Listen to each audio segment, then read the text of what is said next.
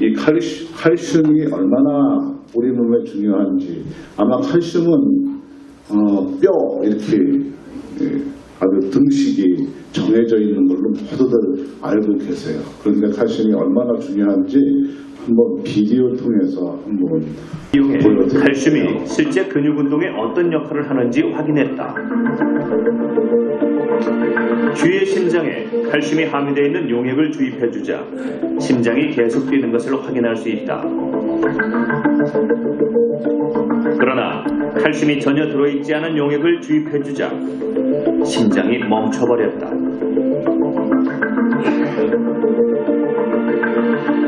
전자현미경을 통해 심근육 세포를 확대해보면 그 움직임이 더 명확해진다.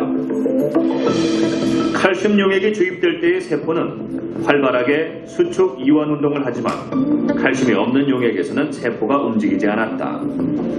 우리 몸에 있는 근육들이 수축하기 위해서는 먼저 전기적인 신호가 와야 되는데 그 전기적 신호가 전달되는 과정에서 세포 내에 칼슘이 올라가면서 수축 단백질의 운동을 가능하게 해줍니다. 우리 몸의 심장은 단 1초도 쉬지 않고 끊임없이 수축 이완 운동을 해서 생명 활동을 유지한다. 이때 심장이 수축 이완 운동을 할 수 있게 촉매 역할을 하는 것이 칼슘이다. 혈액 속에 들어있는 칼슘이 심근육 세포로 들어가면 수축 작용이 일어나고 칼슘이 세포 밖으로 나가면 이완 작용을 한다. 만약 세포 속에 칼슘이 공급되지 않는다면 근육 운동은 더 이상 일어나지 않는다. 심장이 멈춰버리는 것이다. 보셨죠? 이 칼슘은 단지 뼈만이 아니에요. 심장을 저렇게 움직여주는 역할을 해요. 칼슘이 없으면 심장이 안 움직여요. 심장에 부정맥이 오는 이유도 가장 큰 원인이 칼슘이에요. 손발이 저리죠. 손발이 차죠. 칼슘이 부족하게 되면 손발이 차지고 저림이 와요. 운동선수들, 수영선수들 가끔 쥐나는 경우가 있어요. 갑자기 근육 운동을 해서 그 근육 내에 칼슘이 제대로 움직이지 못하면 확 수축한 위에 이완이 안 돼요. 그게 쥐나는 거죠. 칼슘 때문에 그래요. 칼슘은 단지 심장 근육만 움직이는 것이 아니라 더 중요한 역할들을 해요. 심장 근육 움직이는 거 정말 중요하죠. 하지만 우리 인체 모든 세포들은 다시 태어나고 다시 죽곤 하죠. 다시 태어날 때 예전에 있던 그 유전자 DNA가 갖고 있는 정보가 새로운 유전자가 탄생할 때, 복제될 때 칼슘이 부족하게 되면 거기에 있는 정보가 새로운 세포에 온전히 전달되지가 않아요. 그렇기 때문에 그 세포는 죽지 못하고 변이가 되는 거죠. 우리 몸에는 항상 그 변이된 세포들이 에브리데이 생성돼요. 5,000개든 10,000개든 20,000개든 생성돼요. 하지만 건강할 때는 그 변이된 그런 세포들을 다 킬러 세포가, 면역 세포들이 다 제거합니다. 그런데 칼슘 레벨이 더 떨어지게 되면 그 변이된 세포들은 더 많아지죠. 5만 개, 10만 개, 20만 개 더 많아지죠. 그러면 우리 면역 세포들이 다 제거하지를 못해요. 그렇게 해서 생성되는 것이 암이에요. 그러니까 돌연변이 된 세포들이죠. 그 돌연변이 된 세포는 우리 몸을 다 먹어치울 때까지 끝까지 살아요. 그러니까 브레이크가 없어요. 가운데 사진을 보면 화장실에 쓰러져 있어요. 항암 치료 하면 그 부작용으로 인해서 저런 일이 일어나죠. 수많은 약들, 수많은 주사들을 사용하고 있어요. 그 암세포를 죽이기 위해서, 돌연변이 된 그 암을 죽이기 위해서. 하지만 지금까지 100여 년 이상 항암제가 개발되고 또 FDA에서 승인받아서 사용되었어도 어느 것 하나 제대로 암을 죽이는 그런 항암제는 없어요. 대부분 FDA에서 항암제 등록할 때 그 암의 20에서 30% 요 정도만 효과가 나타나도 항암제로 등록을 해줘요. 그런데 우리가 암이 왜 걸릴까? 암이 왜 걸릴까요? 가장 원인이 스트레스예요. 우리 칼슘이 없으면 그런 장기 운동도 겉모양의 이런 운동도 부족하지만요. 이 내장 기관의 그 자율신경 운동은 더 부족하게 돼요. 우리는 그냥 먹지만 고기나 뭐 이런 것들을 많이 먹지만 우리가 어떻게 할 수 있는 방법은 아무것도 없어요. 위에서 자율적으로 소장, 대장 이런 데서 다 자율적으로 소화시키고 배설시키는 거죠. 그게 다 다른 많은 바이타민이나 미네랄도 있지만 칼슘이 가장 중요한 역할을 해요. 너무너무 중요해서 뼈에다가 세이빙 해놓는 거예요. 우리가 엄마 뱃속에 있었을 때 태아 때 생긴 그 뼈는 7년 후에 바뀌어요. 1년에 15%까지 칼슘이 뼈가 바뀌는데 일생에서 5번 정도 뼈가 바뀌어요. 35살까지요. 그러니까 그 뼈 밀도가 이렇게 올라갈 때는 성장기에는 정말 그 건강하게 섭식생활도 잘하고 운동도 잘해야 돼요. 35, 40 정도부터 되면 그때부터는 칼슘이 뼈에 들어가지를 못해요. 칼슘이 뼈에 들어가지 못하니까 뼈에서 칼슘을 뺏게 되죠. 칼슘을 뺏게 되면 그 점점 구멍이 나는 거죠. 뼈에. 여러분 뼈에 좋다고 하는 뭐 사골국이나 멸치나 시금치 엄청 드시잖아요. 황소 10마리를 잡아서 뼈를 사골해서 드신들 뼈밀도가 올라가지 않아요. 멸치를 10푸대, 20푸대를 다 볶아서 먹어도 뼈밀도가 올라가지 않아요. 뼈밀도가 올라간다면 오스테오포로시스 골다공증이 일어나지를 않죠. 캐나다 전체 인구, 미국 전체 인구의 11%가 골다공증이에요. 11%가 전체 인구에. 그러니 시니어 인구 중에는 몇 %이겠어요? 30%에서 50%가 골 부족증 아니면 골 다공증이 돼요. 술을 드시면 또 뼈를 많이 상하게 만들어요. 칼슘을 소모시키는 거죠. 간에서 알코올을 분해할 때 칼슘을 빼쓰기 시작해요. 그럼 칼슘은 누가 빼쓰게 만드나? 갑상선이 그걸 해요. 갑상선이 있고 부갑상선이 있잖아요. 우리 목에 나비 넥타이처럼 생긴. 그래 갑상선에 문제가 생기면 우리 뼈에도 문제가 생기고 우리 몸 전체 건강에 문제가 생기게 돼요. 왜냐하면 칼슘 조절을 제대로 못하니까.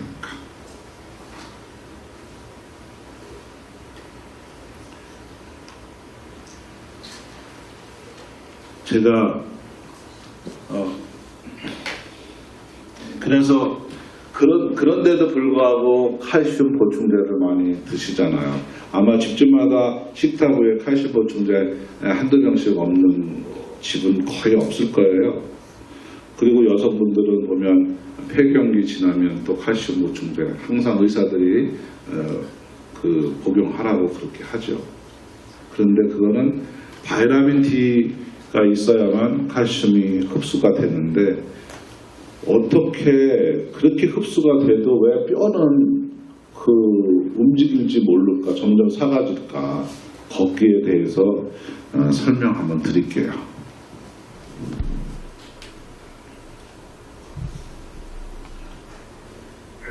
칼슘은 이렇게 CA라고 표시를 해요.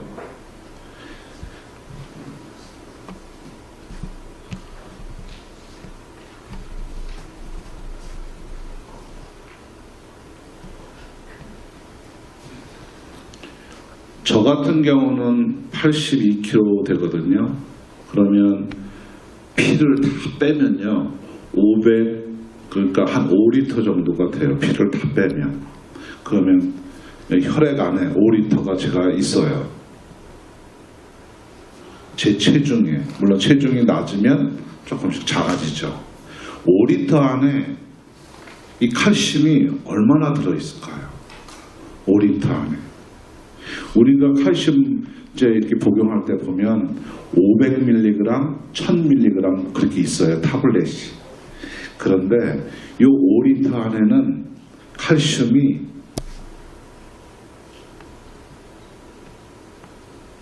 500mg 들어있어요.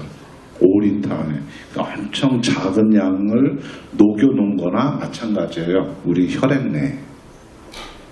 그런데 이 500ml 중에 심장을 움직일 수 있는 칼슘 양은 얼마나 될까요? 이 500ml 중에 우리 대사 기능에 관여해서 모든 거를 이렇게 움직이게 해줄 수 있는 칼슘 양은 얼마나 될까요? 절반밖에 안 돼요. 절반밖에 안 돼요. 이게 모든 세포 내에 들어가서 우리 체온을 높이게 되고 호르몬을 반응시키고 심장 근육을 움직이고 뇌 세포를 액티베이트 시키고 그래요. 250mg이요. 엄청 작은 양이에요. 그런데 이 250mg은 항상 일정하게 해놔요. 그거 일정하게 하게 하는 기관은 타이로이드가 그거를 해요. 타이로이드는 두 가지가 있어요. 타이로이드 있고 파라타이로이드가 있어요. 갑상선, 부갑상선이 있어요. 그 갑상선, 부갑상선은 어떤 역할을 하느냐면 거기에 호르몬이 나와요. 요 뼈에는 블라스트, 오스테오클라스트라는 두 가지의 세포가 있는데 한국말로는 조골세포라고 그래요. 뼈를 만드는 세포가 있어요. 하나는 파골세포가 있어요. 갑상선은 조골세포를 액티베이트 시키고요. 부갑상선은 파골세포를 액티베이트 시켜요. 그래서 우리 몸에 250mg이 보다 낮아지면 파골세포가 파라타이로이드가 액티베이트 돼서 파골세포를 액티베이트 시켜서 칼슘을 뺐어요. 그러니까 우리가 지금 이렇게 움직이고 있는 거예요. 아침을 안 드신 분들도 오늘 아침에 아침 건너뛰신 분도 지금 이렇게 움직일 수 있는 거는 파골세포가 작동을 하고서 뼈에서 칼슘을 빼쓰고 있기 때문에 움직이실 수 있는 거예요. 만약에 점심 때도 점심을 또 바빠서 건너뛰잖아요. 그래도 파라타이로이드가 액티베이트 릴리즈하는 호르몬에 의해서 파골세포가 일을 해가지고 칼슘을 뺐어요. 이해하시죠? 그런데 갑상선 기능 저하증이 있는 분은 그 일을 못해요. 그래서 닥터들이 이 작은 알약을 하나씩 이렇게 먹게 하죠. 그게 파골세포를 액티베이트 시켜서 칼슘을 빼쓰게 해서 우리 몸을 이렇게 움직일 수 있는 거예요. 그런데 오후 4시, 5시 되면 그 기능이 떨어져서요. 다 써먹어서 아주 그냥 쓰러질 듯이 누울 자리만 보이게 되는 거죠.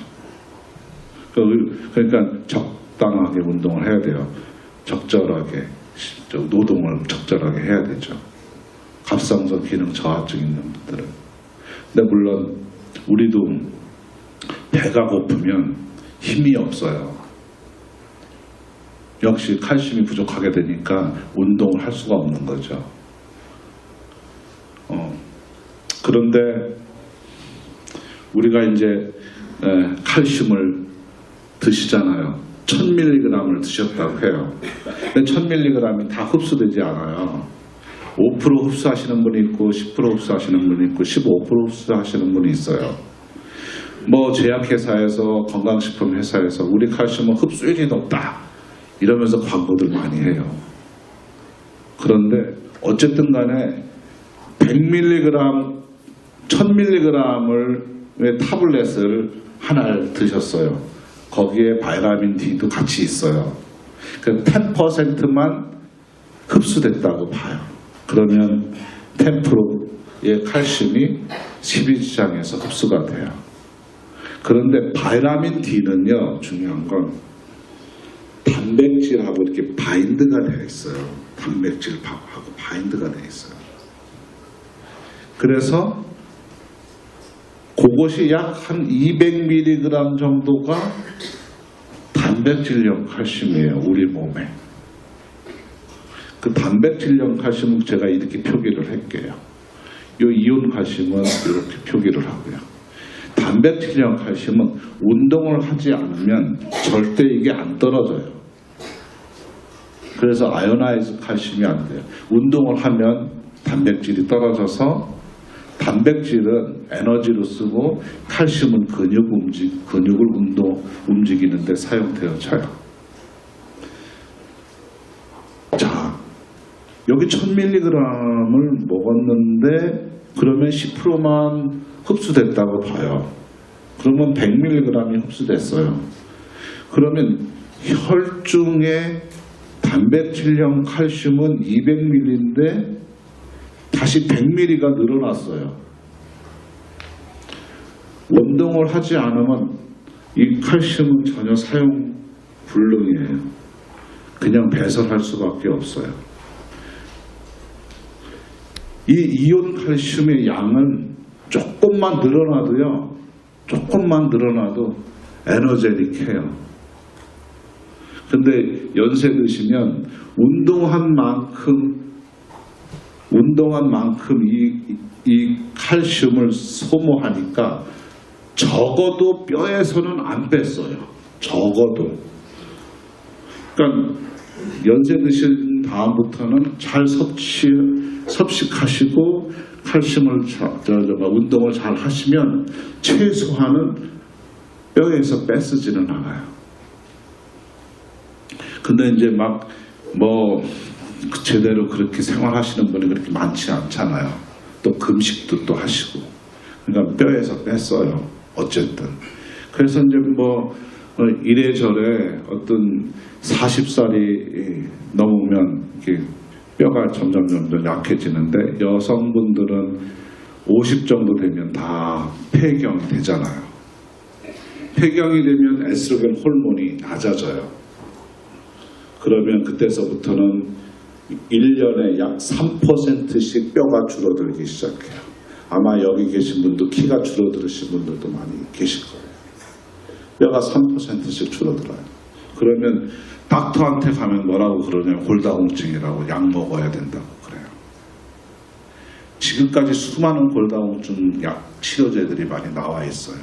그 치료제는 몇 가지가 있는데 그 중에서 비스포스포네이트 계열, 액티놀이라든가 여러 가지 로스트롤레이트라든가 여러 가지 많거든요. 그거는 어떤 작용을 하느냐면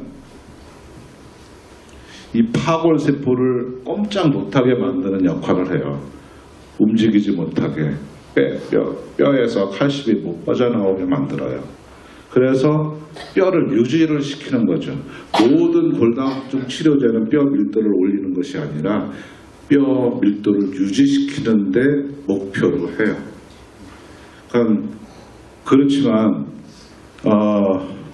지금까지는 그 방법밖에는 없었어요. 그래서 이제 그걸 드시다가 한참 드시면 뼈를 코팅을 하니까 뼈가 딱딱해져요. 그래서 넘어지면 부러지는 게 아니라 부서져요. 그런 분들 너무너무 많아요. 아주 그냥 부서져요. 그래서 지금은 이제 양식 있는 의사들은 아예 그 처방도 안 해요.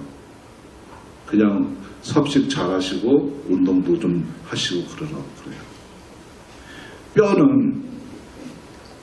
이 뼈에는 세로뼈가 있고 가로뼈가 있어요. 세로뼈가 있고 가로뼈가 있어요. 근데 우리 몸은 걸어 다녀야 되니까 그거를 알고요. 부갑상선 호르몬이 가로뼈만 빼내요. 먼저. 연세 드신 분은 거의 가로뼈들이 거의 없어요. 세로뼈들은 그나마 남아있어요. 그런데 이렇게 비틀쳐서 넘어지면 톡 부러져요. 그냥 가로뼈가 없으니까. 그래서 골절을 많이 일으키죠.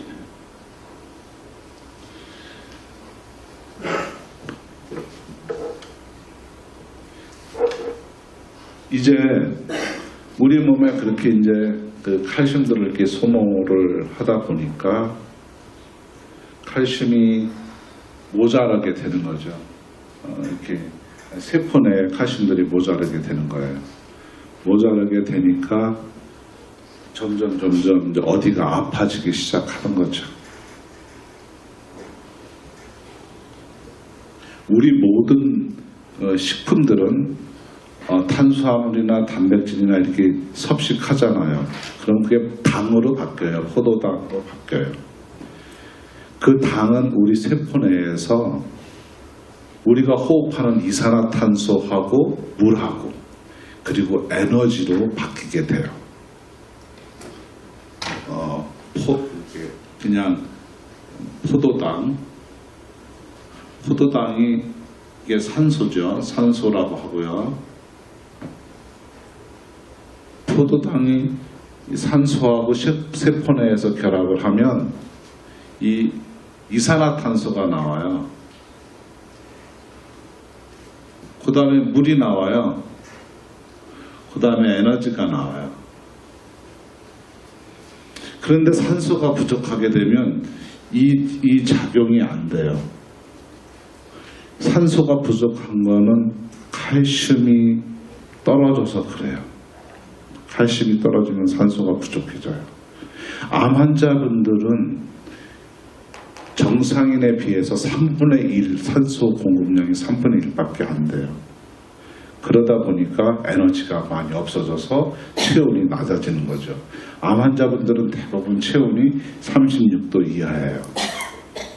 그래서 칼슘만 제대로만 잘 공급을 해주면 에너지가 생기고 체온이 올라가요. 체온만 올라가면 1도만 올라가면 암으로부터 해방될 수가 있어요.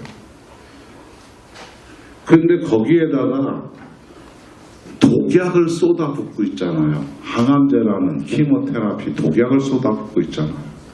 아까 그랬죠.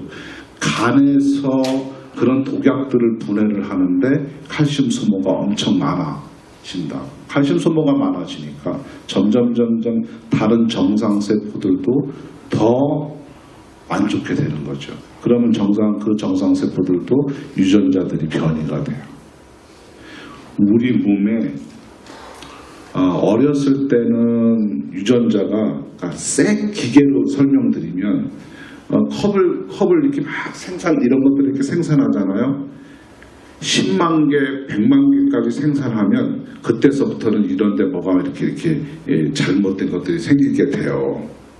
그렇죠? 막 이런데 뭐 플라스틱 그런 것들이 생기게 돼요. 그거를 교정시키는 물질이 우리 몸의 세포에 있어요.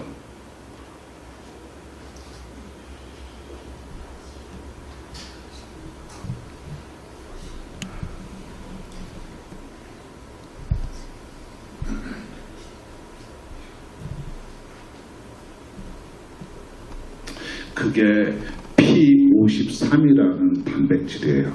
그 단백질은 우리 유전자를 수호하는 수호자라고도 해요. 유전자가 잘못됐을 때 P53이 잘못된 거를 파괴시켜서 죽이든가 아니면 교정시키든가 그래요. 그런데 이 P53은 칼슘이 부족하게 되면 아무 짓도 못해요. 칼슘이 부족하게 되면. 그래서 암 환자분들을 이렇게 검사해 보면 칼슘 레벨이 다 떨어져 있어요. 그래서 칼슘만 제대로 공급하게 되면 그 암들도 다 없어져요. 심플해요.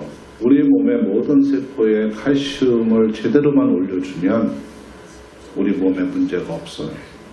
칼슘과 관련된 질병들이 너무너무 많아요. 고혈압, 당뇨, 근육 질환 다 칼슘하고 연관되어 있어요.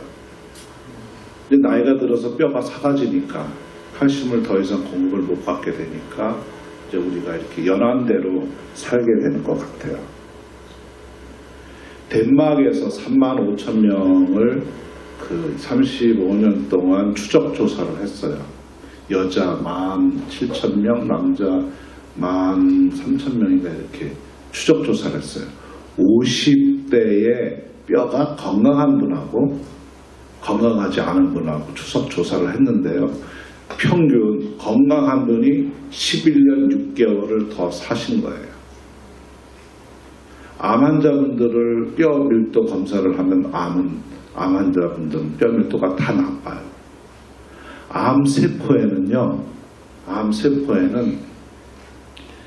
파라타이로이드 호르몬 유사 호르몬이 나와요. 분비를 해요. 요놈이 부갑상선 호르몬하고 똑같은 작용을 해서 뼈에서 칼슘을 막 쏟아내게 만들어요. 여러분 공동묘지에 예전에 한국에서 보면 공동묘지 보면 파란 불꽃 일군 했죠. 아시죠?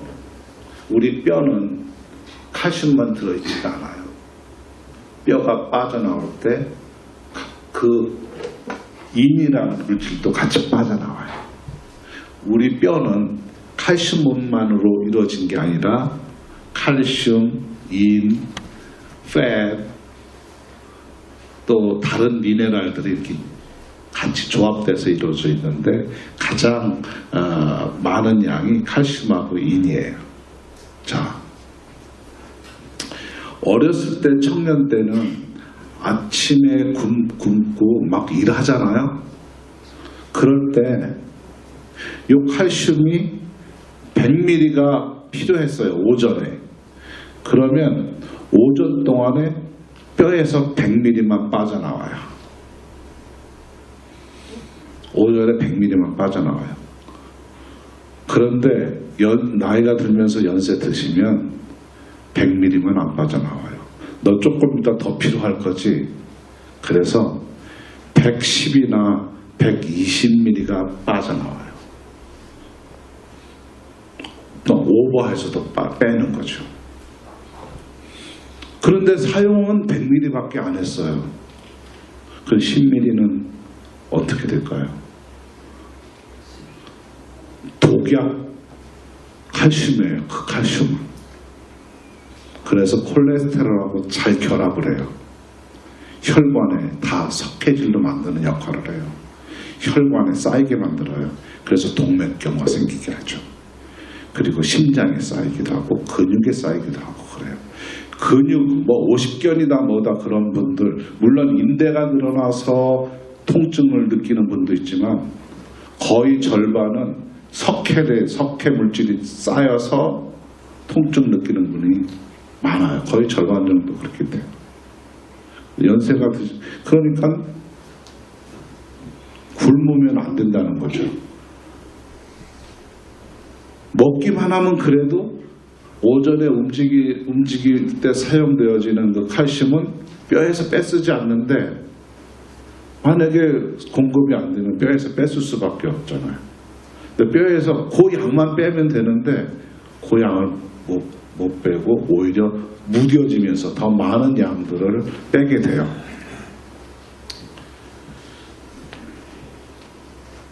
아마 그 중국 그 영화 배우 중에 이연걸이라고 있을 거예요. 이연걸 씨가 갑상선 항증증을 앓고 있어요. 우리가 보통 한두 시간 운동하잖아요. 그럴 경우에는 큰 문제가 없어요. 그런데 한두 시간 운동을 하는 것이 아니라 3시간, 4시간, 5시간씩 이렇게 운동을 과하게 하게 되면 아침, 점심에 먹은 칼슘을 다 소모하고 나머지 뼈에서 뺏게 되는데 갑상선 기능이 터져버려요. 갑상선 기능이 터지면요, 뼈에서 주체 없이 칼슘이 쏟아져 나와요.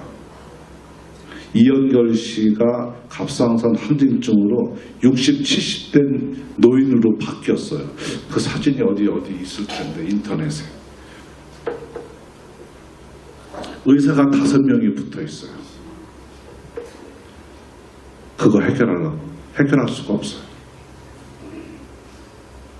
암 환자분들 서울의 서울대 병원이나 삼성병원이나 캐나다는 그나마 그래도 다행이에요. 국가에서 다 해주니까. 하지만 국가에서 해준다 하더라도 의사들이 공짜로 일하나요? 전부 정부에다가 신청하지. 보통 말기암 환자 같은 경우는 한국에서 3천만 원에서 4천만 원 정도 비용이 들면 죽을 수 있다고 하더라고요. 병원비가 그렇게 나온대요. 그렇죠. 한 3천만 원, 4천만 원 든대요. 근데 요즘은 8천에서 1억이 든대요. 지미 카터가 면역 항암제 주사를 맞고 흑색종에서 프리하게 됐어요. 면역 항암제는 보통 여러 가지 있지만 지미 카터가 맞은 면역 항암 주사는 흑색종의 64% 정도 반응을 해요. 그런데 다른 위암이다, 간암이다, 뭐 이런 롱 캔서나 이런 데는 12%에서 15%밖에 반응을 안 해요. 암세포들이. 대신 뭐를 많이 일으켜? 면역 항암제니까요. 항생제 주사를 7배, 8배 이상을 하게 돼요. 다른 문제들을 더 많이 일으켜서. 그런데 그 비용이 지미 카터는 1년에 15만 원을 들었대요. 한국은 900만 원에서 1200만 원 정도 든대요. 그러니까 예전에 3천만 원이면 4천만 원이면 죽을 수 있었는데 요즘은 어떤 가족이든 그게 좋다고 하는데 안 맞힐 가족이 어디 있겠어요. 그래서 그런 비용이 지금 든다고 하더라고요. 어떤 항암제든 레디에이션이든 끝이 없어요. 지금까지 100년, 50년, 100년 지난 지금이라도 뭐 획기적인 뭐 개발했다고, 뭐 표적 무슨 항암제 뭐 개발했다고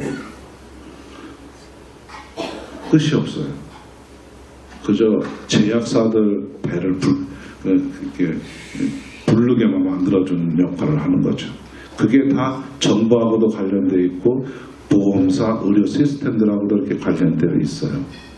참 안타까운 현실이죠.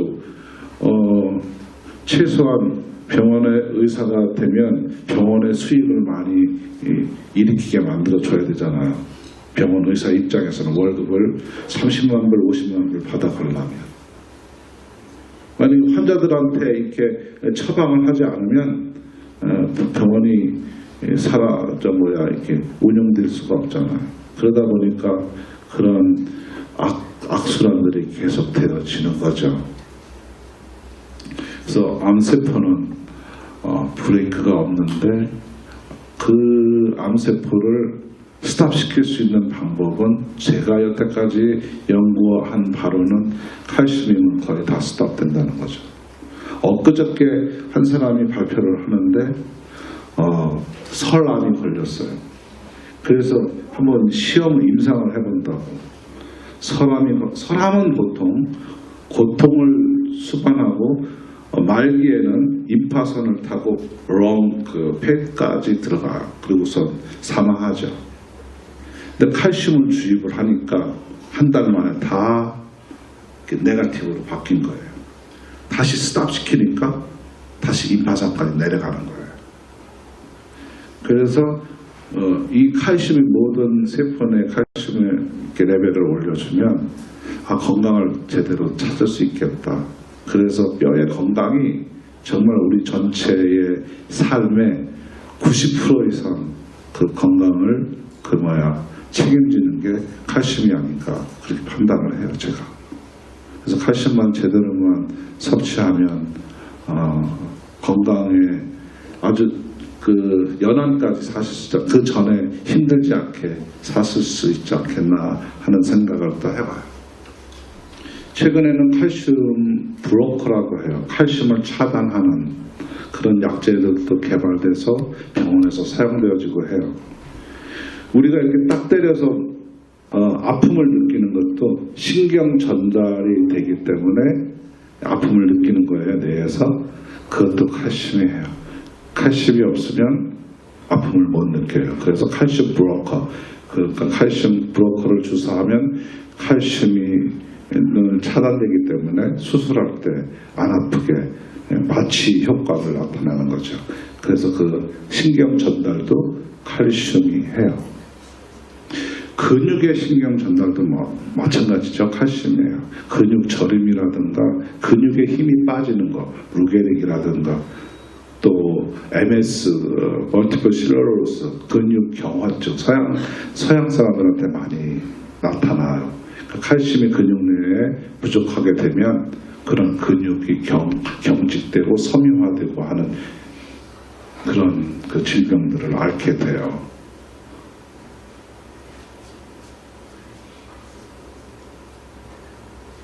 네, 그리고 정보 전달, DNA에 복제가 될 때 정보 전달이 되는데 정보 전달을 제대로 못하게 되면 변이된 세포가 생기고, 그래서 이제 최근까지 이렇게들 다들 알고 있어요.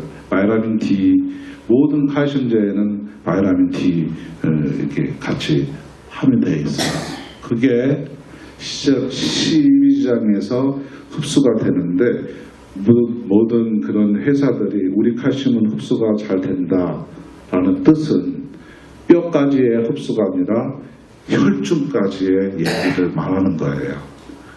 그러니까 어떤 작용도 근육 내에서는 할 수가 없지만 그래도 움직이고 노동하고 운동하고 하면 그나마 그것만은 사용되어질 수 있어서 뼈에서 소문은 뼈에서 빼내지는 않는 거죠. 제가 아까 설명드렸어요.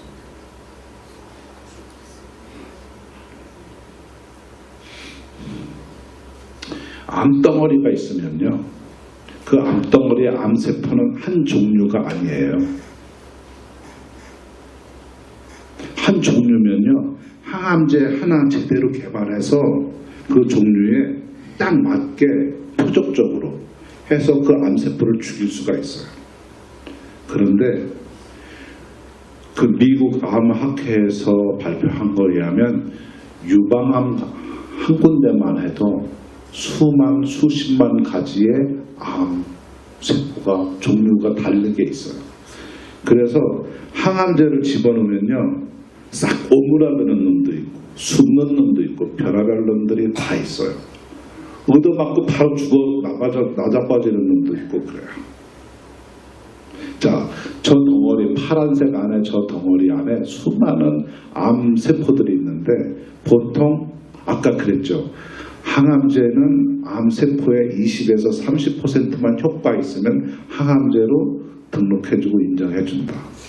20% 가지고 안 되니까 항암제를 3가지, 4가지, 5가지, 6가지 믹스업을 해요. 믹스업을 해서 여기다가 주사해요. 먹는 항암제도 있지만 주사해요. 어떤 놈이 맞든 맞아서 죽으라고요. 그래서 저 안에 빨간 놈이 한 80%가 없어졌어요. 그러면 의사들은 그래요.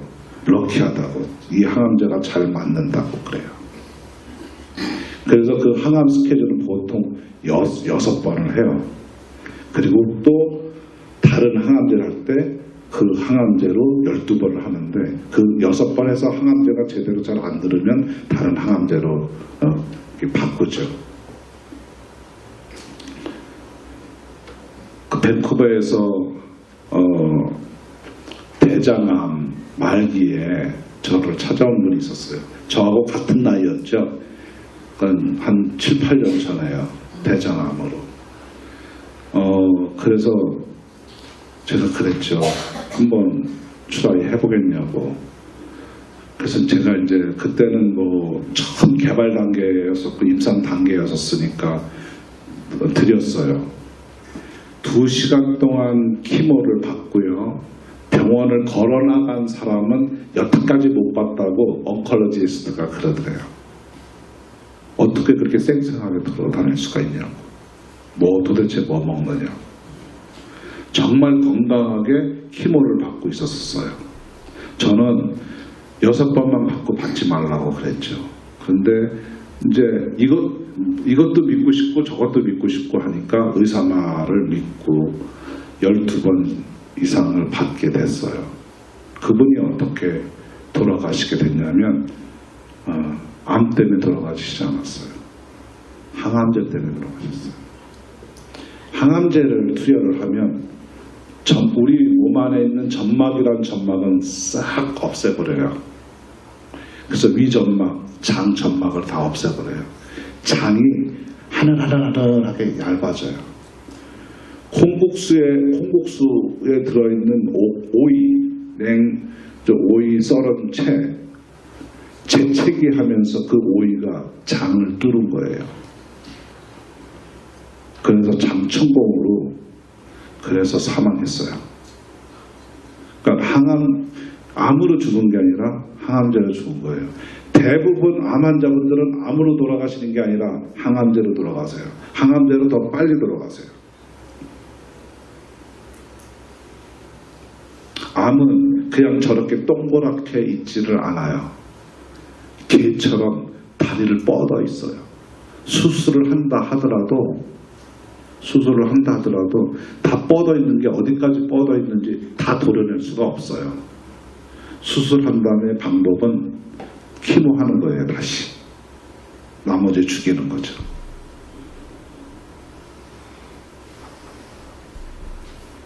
그러니까 거기에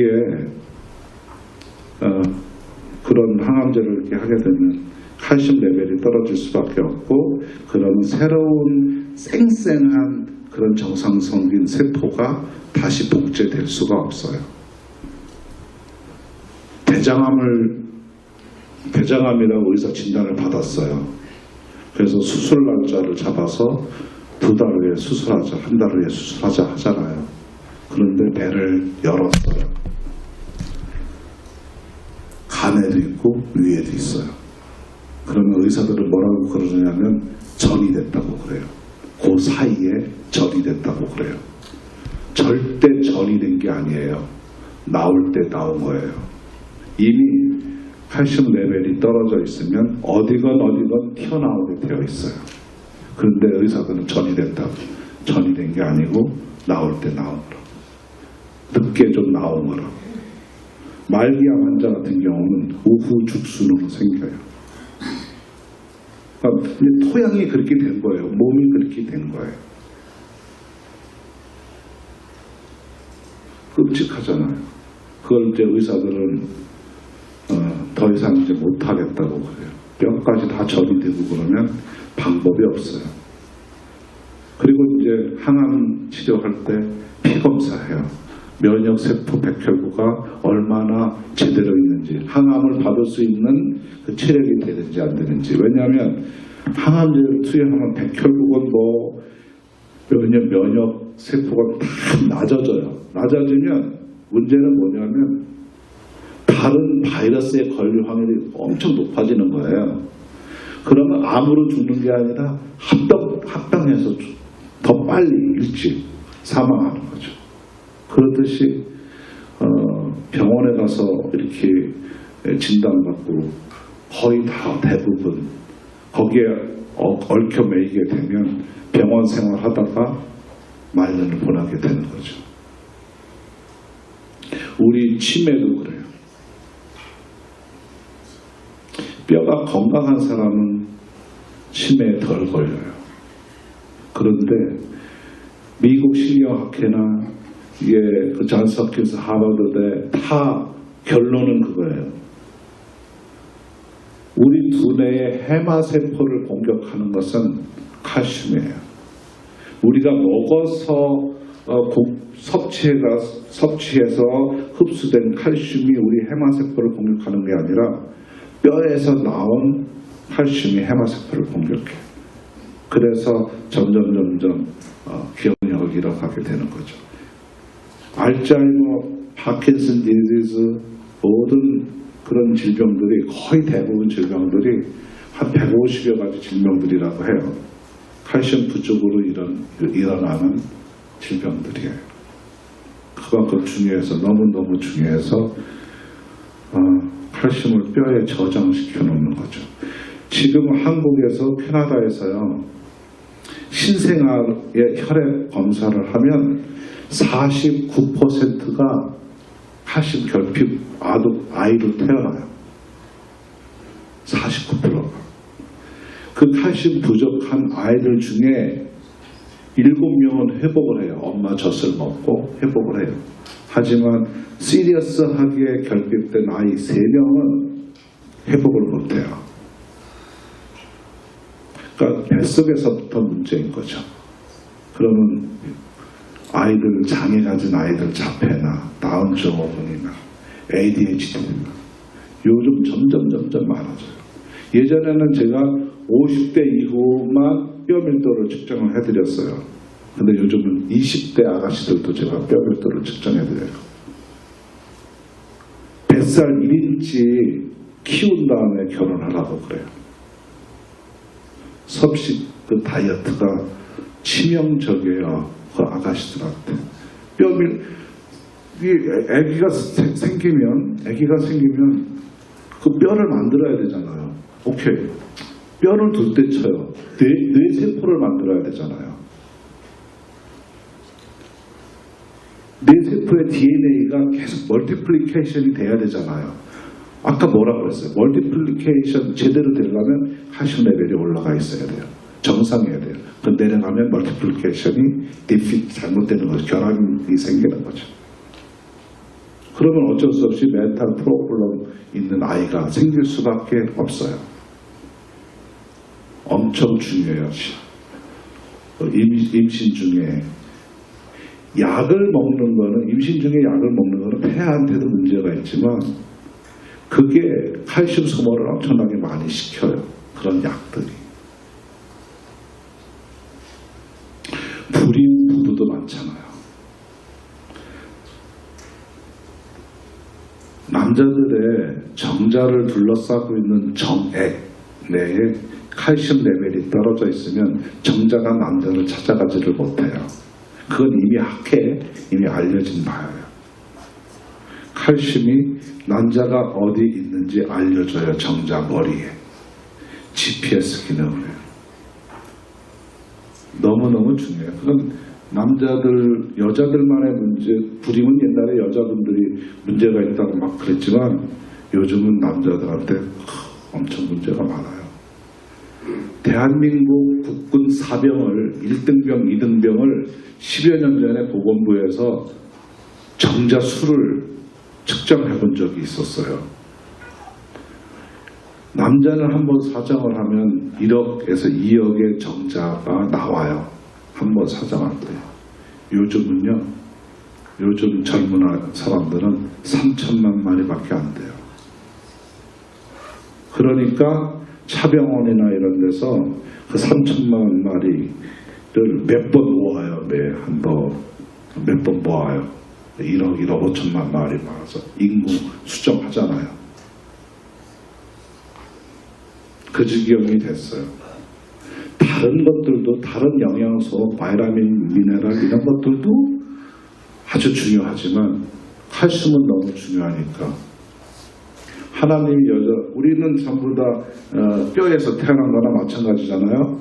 이불을 그 갈비뼈로 만들었으니까 칼슘이 거의 90%를 차지해요. 우리 몸 안에 쉬운 6가지 정도 되는 미네랄이 있어요. 쉬운 6가지요. 의학적으로, 과학적으로 지금 밝혀진 미네랄은 10여 가지밖에 안 돼요. 철분, 아연, 크롬, 마그네슘, 칼슘 한 10여 가지밖에 안 돼요. 나머지는 무슨 일을, 어떤 작용을 우리 몸에서 하는지 몰라요. 하지만 우리 몸에 그만큼의 미네랄 종류들이 있어요. 근데 신기한 거는 화강암이 진토돼서 나온 진흙 안에 미네랄 성분이 쉬운 6가지 정도 된다는 거예요.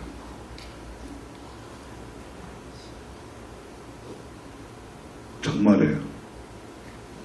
화강암 안에 지구상이 거의 40% 이상 화강암 지대로 다 이루어져 있어요. 돌멩이들로요. 그런데 그 안에 그런 성분, 미네랄 성분들이 50여 가지가 있어요. 제일 많은 곳은 어디냐면 이렇게 바닷물 한 60여 가지가 돼요. 모여 있으니까. 근데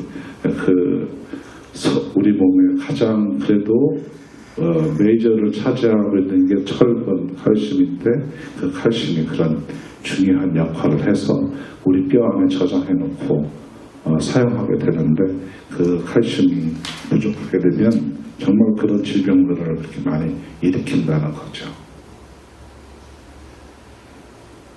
거의 다 돼가요. 한 10여 년 전에는 그러니까 50대 이상의 여자분들 그 3명 중에 1명은 골다공증이었어요. 근데 지금은 2.5명 중에 1명으로 늘었고 남자는 5명 중에 1명이었는데 지금은 3명 중에 1명으로 그만큼 늘었어요. 제가 뉴욕에서 세미나 하면서 100명 넘게 골밀도를 측정을 해드렸어요. 3일 동안에. 70세 이상 되신 분은 거의 80에서 90% 골다공증이에요. 근데 그걸 모르고 사시는 분들도 너무너무 많더라고요. 한 번도 안 재봤대요, 골밀도를. 근데 여기서는 다 60 넘으면 다 재주고 있거든요. 요거는 아주 오래된 건데 지금은 한 5만 8천 명 정도가 매년 프랙처가 돼요. 시리어스한. 근데 한번 다른데 프랙처가 골절이 되면 그래도 그나마 나아요. 엉덩이 뼈나 허벅지가 프랙처가 되면 꼼짝없이 누워 있어야 돼요. 장로님도 열흘만 그냥 꼼짝없이 베드 위에 누워 있어 봐요. 다리 후들후들 떨리면서 잘 걷지도 못해요. 그런데 6개월, 10개월을 누워 있어 봐요. 대사 기능도 현저히 떨어지고요. 소화도 잘 안 돼요. 1년 내에 사망할 확률이요. 남자 같은 경우는 7, 80%가 돼요. 아마 아실 거예요. 골절되면 1년 내에 돌아가시는 분들 많이 있다는 거. 충분히 더 사실 수도 있는데. 캐나다는 널싱홈에 할머니들 많이 있잖아요. 침대 다 없앴어요. 매트리스만 놓고 주무세요. 그런데 매트리스 위에 이렇게 걸터 앉아 있다가 어떤 엉덩방아 쳤는데 엉덩이 뼈가 다 부러졌어요. 그 비용이 캐나다에서 연간 58억 불을 사용을 하고 있어요. 미국은 그거의 10배예요. 점점 많아져요. 예전에는 골다공증이라는 말이 별로 없었어요. 왜냐하면 골다공증은 60이 넘어서부터 생기기 시작하니까요. 그래서 많지 않았었잖아요. 거의 다 60 전에 돌아가시고 한갑 지나면 그리고서 얼마 있다 돌아가시고 그러니까 골다공증이라는 말이 없었죠. 근데 지금은 80, 90까지도 사시잖아요. 건강하게. 근데 이제 막 구멍이 벙벙벙벙 뚫리니까 아이고 이거 큰일 났다. 이제 의학계에서 이 방법을 강구해야겠다. 그래서 골다공증 치료제도 개발되고 했는데 최근에 그런 개발된 그런 골다공증 치료제들이 뼈 밀도를 올리는 치료제는 없다는 거죠. 아마 의사 선생님들 얘기 들어보고 뼈 밀도 올리는 약이 있냐고 물으시면 없다고, 그저 유지하는 거라고, 유지만 돼도 참 럭키한 거라고 그런 대답을 들으실 거예요.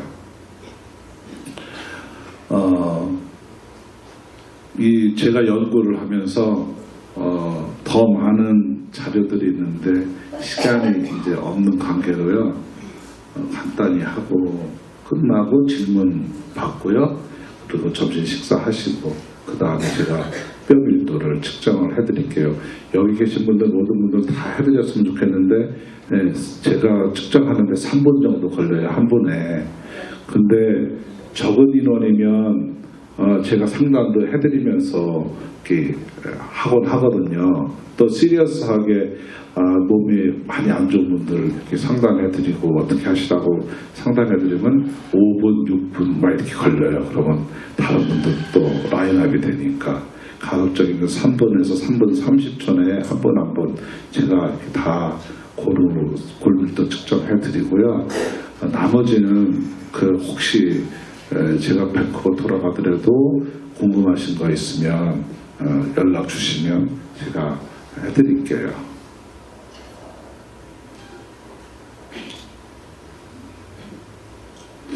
제가 연구하는 칼슘에 관련된 거는 어려운 일이라 이거는 그냥 넘어갈게요. 골밀도 측정은 두 가지 방법이 있어요. 병원에서 하는 거는 엑스레이로 해요. 그 허리하고 대퇴부를 해요. 저는 그거를 이제 엑스레이로 하는 거고, 저는 팔목에 해요. 그 초음파를 뼈에다가 쏘아서 얼마나 빨리 지나가는지, 느리게 지나가는지를 가지고 측정을 하는 거거든요. 애큐레이트해요. 병원 거랑 거의 똑같이 나와요. 건강한 뼈는 1초당 초음파가 4,000m 이상 가요. 휙 지나가요. 건강하지 않은 뼈는 3,600, 3,500 이렇게 좀 느리게 가요. 그거를 캘큘레이트해서 알려드리는데, 보통 T-스코어라고 그래요. 병원 의사들이 사용하는 용어가 T-스코어예요. T-스코어는 뭐냐면 가장 젊었을 때 평균, 그러니까 40대 때 그 평균을 가지고 지금 얼마나 많이 뼈가 낮아졌나 그거를 해요. 그 40대 때 만약에 그걸 100으로 본다면 90%까지를 마이너스 1이라고 해요. 그러면 90%까지는 오케이예요. 그럼 정상으로 봐요, 다. 근데 90% 이상 89, 9%, 85% 이렇게 떨어져서 75%까지 됐다. 그럼 그걸 골부족증이라고 그래요. 75%. 그러니까 25%의 뼈가 없어진 거죠. 근데 25% 이상 더 뼈가 없어졌다. 그걸 골다공증이라고 해요. 25%는 마이너스 2.5라고 얘기해요. 마이너스 3이라는 의미는 거의 30%가 없어졌다는 얘기예요. 그러면 24%는 그러면 골다공증이 아니냐? 그것도 역시 25%나 진배 없죠. 다만 그 숫자를 나눠놓은 거는 정부에서 메디칼 펀드 때문에, 그러니까 골다공증이 되면 무료로 이렇게 해줘야 된다. 이렇게 정해놓은 거죠. 25%로. 그래서 골다공증에 걸리면 한국 같은 경우는 골다공증 검사하는데 4만 원인가 이렇게 들고요. 골다공증이 아니면 8만 얼마가 든다고 해요. 그러니까 숫자에 불과한 거예요. 24%든 23%든 골다공증은 골다공증이에요. 그 골다공증 약은 일주일에 한 번 먹는 거 있고, 한 달에 한 번 먹는 거 있고, 6개월에 한 번 주사하는 거 있고 그래요. 근데 골다공증 약을 드시면 1시간 이내 절대 눕지 말라고 그래요. 그거는 식도암을 유발할 수 있기 때문에 그래요. 그리고 골다공증 약을 드시면 임플란트를 못하죠. 왜냐하면 아까 제가 설명드렸죠. 뼈를 코팅을 하는 상태이기 때문에 만약에 드릴링을 해서 거기에 세균이 들어가면 뼈 괴사가 일어나요. 그래서 임플란트 덴티스트들은 그래요. 골다공증 치료제 중단하고 4개월, 5개월 후에 다시 보자고 그래요.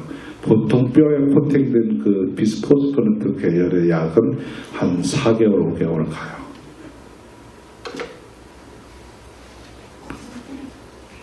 그래서 제가 들고 다니면서 체크업 해드리는 게 이거예요.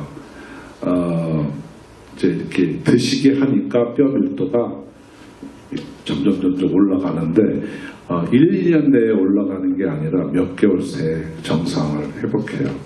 어떤 할머니는 갈비뼈가 이렇게 이렇게 사고로 갈비뼈가 부러지면 보통 병원에서는 한 12개월 걸려요. 근데 한 달, 2달이면 다 붙어요. 건강하게.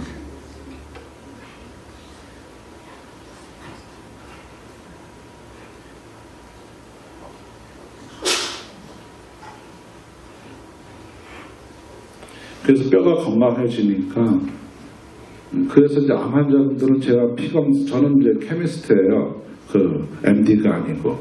그래서 암 환자들 보면 뼈 밀도가 이렇게 내려가니까 제가 그냥 오시라고 그래요. 뼈 밀도 한번 측정해보자고. 그래서 처방을 하고 3개월 후에 뼈 밀도를 측정을 해봐요. 그래서 뼈가 내려가다가 스탑되면 암 세포도 스탑된 거예요. 다시 뼈 밀도가 올라가면 그때부터는 이겨내고 있는 거죠.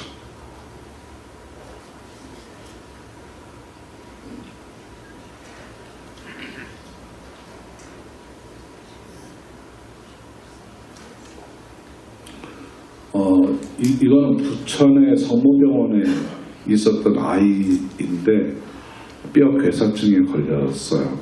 그래서 성모병원에서 다리를 절단하는 게 좋겠다고 방법이 없다고. 10살짜리 여자아이인데 이거 평생 그거 어떻게 해요? 목발 짚고 다니고 평생 어떻게 해요? 그래서 칼슘을 제가 개발한 걸 또 그냥 개발 중이니까 뭐 다른 방법이 없으니 먹어보라. 한 달 만에 깁스를 풀고요. 1년 만에 정상이 됐어요. 그러니까 뼈의 메타볼리즘이 칼슘하고 얼마나 중요한지, 칼슘이 공급되면 성장하는 그 뼈에도 저런 현상들을 막을 수가 있는 거죠. 그러니까 우리가 루케미아, 백혈병 같은 경우도 마찬가지예요. 골수에서 백혈구를 생산해요. 골수에서. 근데 골수가 건강하지 않으면 백혈구가 근데 백혈병도 타입이 여러 가지예요. 백혈구가 생성되지 않는 게 있고, 백혈구를 엄청나게 쏟아내는 경우, 불량 백혈구를 엄청나게 쏟아내는 경우가 있어요. 마찬가지예요. 적혈구를 만들었는데 적혈구가 그냥 퍽퍽 터지는 거예요. 그 용혈성 빈혈이라고 의사들은 진단하지만 혈액암이죠. 적혈구가 생산되는 게 제 역할을 이렇게 단단하지 못하고 그냥 톡톡 터지는 거예요. 풍선 터지듯이. 그게 칼슘이 부족하면 그래요. 지금 우리는 여기 그 해발 50m, 100m에서 살고 있잖아요. 에티오피아나 이런 데는 보면 해발 2000m, 3000m에서 살아요. 그 사람들은 산소가 부족한데도 넉넉하게 살아요. 우리는 2000m, 3000m 올라가서 살면요. 물론 사시는 분도 있지만 저산소증에 걸려요. 막 두통이 오고. 그래서 저산소증 때문에 선교사님들이 케냐나 이런데, 에티오피아 이런데 가시면 힘들어서 저 해변가 저지대로 또 몇 달 계시다가 다시 올라가곤 하세요. 그런데 그 원주민들은 그렇게 넉넉하게 살아요. 별 염려 없이. 적혈구 수가 엄청나게 많아요. 그러니까 넉넉하게 산소 공급을 제대로 할 수 있는 거예요. 마라토너들이 대부분 어디 사람이에요? 다 케냐, 이디오피아 사람들이에요. 마라토너 우승자들이. 넉넉해요. 산소를 공급할 수 있는 적혈구의 양이 많기 때문에 그래요. 그러니까 우리하고는 게임이 안 되죠. 달리기를 해도. 오래 달리기에 있어서는. 근데 그 사람들은요. 문제가 있어요. 혈액 내에 칼슘이 나이가 들면 칼슘 레벨이 내려가면서 적혈구끼리 뭉쳐요. 적혈구를 뭉치면 피떡이라고 하죠. 그 혈관을 막아서 문제가 거기는 거기대로 여기는 여기대로 다 문제점을 갖고 있지만 그래요. 그래서 그 골수에서의 피를 생산을 하는 게 엄청 중요한데 뼈하고 아주 밀접한 관계가 있다는 거죠. 그러니까 이런 괴석증도 다 뼈하고 관련된 A지로 거예요. 음식으로 이렇게 좀 열심히 먹을 수 있는 게 있는지 그걸 좀 예. 보통 칼슘필은 500ml, 1000ml예요. 그죠? 그러니까 뭐 부딪혀서 못 먹는 분들 많더라고요. 근데 제가 개발한 거는 5ml라는 거예요. 5ml. 그러니까 뭐 그냥 아무렇지도 않고. 왜냐하면 이 혈중에 250mg의 아연인 칼슘을 많이 올릴 필요가 없어요. 많이 올리면 우리 몸은 다 뒤집어져요. 2에서 3mm만 올려요. 2mm나 3mm. 그거 가지고 다 해결돼요.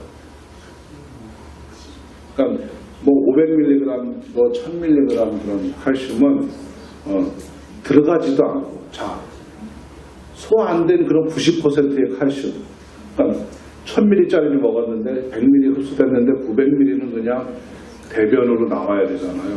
그게 미네랄, 대장에서 그게 미네랄 임바란스를 일으켜요.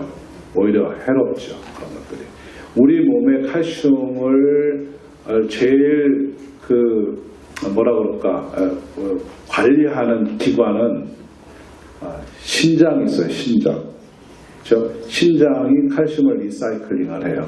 그래서 리사이클링이 제대로 안 되면 신장 기능이 떨어지면 결석이 생겨요. 그 다음에 대장에서도 흡수를 해요. 칼슘이 모자라면. 그리고 칼슘을 조절해주는 이 갑상선 정말 중요해요. 이 갑상선에 문제가 있는 분들이 캔서에도 문제가 생길 수가 있어요. 그리고 음식을 통해서 중요해요. 음식들이. 서양 사람들이 유제품 많이 먹어요. 치즈, 우유 뭐 이런 걸 많이 먹어요. 그런데도 불구하고 스트로크도 많이 오고 혈관 질환 많아요. 많이 먹으면 뭐예요? 뼛속에 안 들어가고 오히려 많은 것이 혈관벽에 쌓이는데 적절하게 먹어야 되죠. 자, 나이 드시면 멸치나 이런 것들이 동물성에 있는 그런 칼슘들이 좋냐? 동물성 단백질을 분해하기 위해서는 칼슘이 필요해요. 오히려. 그러니까 동물성 단백질보다는 식물성 단백질에 칼슘 들어있는 것이 유효한데, 이 서양 레스토랑에 가면 샐러드를 시키면 시금치가 그렇게 나와요. 그렇죠? 근데 시금치는 삶아야만 칼슘을 우리가 몸에 흡수할 수 있어요. 시금치 삶지 않으면 옥살레이트이 돼서 오히려 칼슘을 우리 몸에서 빼내요. 그러니까 시금치는 꼭 데쳐 드셔야 되고, 그 다음에 한 가지 더, 우유 있잖아요. 우유는 누가 먹으라고 생산한 거예요?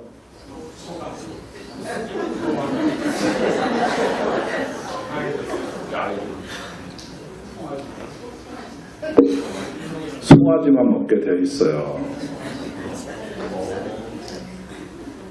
존스 홉킨스대나 하버드대 암센터들 얘기는 저도 많이 경험을 했는데, 우유 안에는 성장 호르몬이 있어요. 그러니까 이제 송아지나 이렇게 잘 자라도록 성장 호르몬이 우유 안에 엄마가 생산하는 거죠. 젖으로. 캔서에 치명적이에요. 인간의 캔서에 바로 증가해요. 밴쿠버에서 어느 전도사님이 캔서였었는데 1갤론을 드신대요, 하루에. 절대 나이 드시면 적절하게 요구르트나 뭐 이런 거 이렇게 드시는 거는 괜찮은데, 많이 드시면, 특히 캔서 환자는 요구르트나 이런 것도 가급적이면 안 드시는 게 좋아요. 그리고 요즘 젖소 뭐 이렇게 유튜브나 이런 동영상 보면 참 보기 끔찍한 짓들을 많이 하더라고요. 낙농업자들이 전부 그냥 우리가 지금 이렇게 살고 있지만 정말 못된 음식들이 우리 박사님 정말 감사합니다.